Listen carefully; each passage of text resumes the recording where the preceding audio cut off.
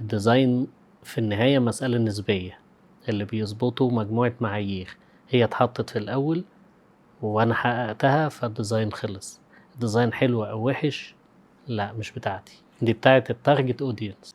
صح، بس الجونيور بيبقى في اللحظة دي هو عايز حاجة شكلها حلو، هو بيبقى مركز على ده في الأول أصلا، ده كجونيور.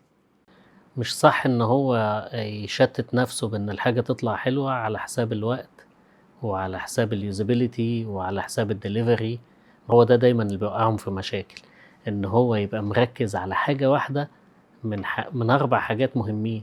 أنا مهم هاديليفر الحاجة بتاعتي إزاي عشان اللي بعدي يستخدمها إزاي، مهم إن يبقى متحقق فيها المتطلبات اللي كانت موجودة في الأول بشكل كويس، مهم اليوزر وهو بيستخدمها تبقى ما فيهاش مشكلة في اليوزابيلتي، وأهم من ده كله إن الديتيلز لما أجي أفوكس على الديتيلز ما يبقاش عندي حاجة تقول إن ده low quality product عشان إحنا ما ركزناش في تفصيلة بسيطة زي رقم تليفون، زي URL مكتوب، زي ايكونز بتاعت سوشيال ميديا، زي حاجات شبه كده، دي اسمها details.